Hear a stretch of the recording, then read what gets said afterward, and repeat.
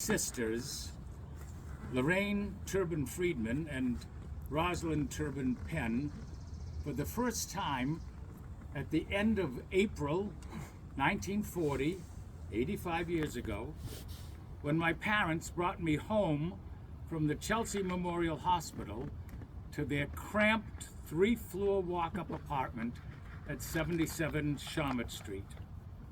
My two new sisters, 8 and 10 years old, shared a tiny bedroom into which my parents pushed a crib for me. With 2 beds and a crib in that little room, my sisters couldn't open the closet door, so they piled all their clothes onto my crib. I was never cold. I met George Robert Friedman about 5 or 6 years later, when he and Loraine became high school sweethearts. They babysat when my parents went out for the evening, but they had to be sure not to be found sitting on the couch together when my parents came home. It was, after all, the 1940s. I remember my parents scraping together as much money as they could. I remember the figure $1,500 to make a wedding for them.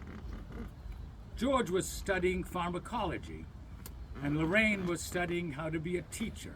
George got me my first job at 13 or 14 as a soda jerk, where he was working at Berlin's Pharmacy at the corner of Central Avenue and Shawmut Street, 50 cents an hour. I managed to keep my job even after I dropped a case of eggs down the basement stairs. George pleaded a good case for me with Mr. Berlin. Thank you, George. He was sent off by the Army to be a pharmacist at a big military hospital in Germany. Loraine saved up her money by working as a waitress in a restaurant at Logan Airport so that she could join George overseas. Loraine and I exchanged many letters during that time. She wrote vividly about all her adventures in Germany and in Europe. She came home to our apartment at 116 Shirtliff Street, pregnant with Bonnie. George came home a few months later to meet his new daughter. They moved to the projects in Chelsea.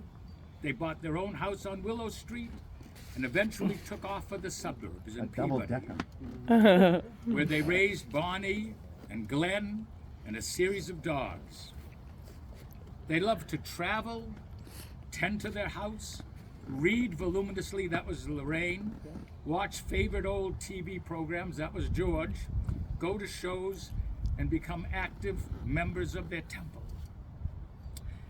They went on to make respected names for themselves in Peabody. George became a highly trusted pharmacist at CVS, protecting the health of generations of North Shore residents. Loraine became a highly esteemed teacher, beloved by generations of North Shore residents. One helped heal the body, the other helped educate the mind. They took care of everything, body and mind. They retired together after more than 50 years of dedicated service to the community and settled in for a quiet retirement, rejoicing in their children, grandchildren, and great-grandchildren, all of whom they loved dearly and all of whom loved them dearly.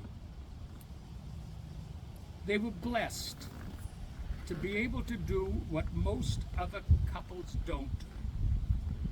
Stay happily married for 7 decades and live until their 90s. We are also blessed to have had them in our lives for as long as we did.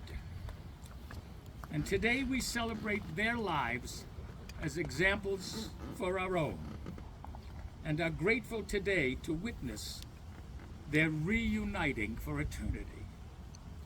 In our hearts, we feel great gratitude to and love for Loraine and George.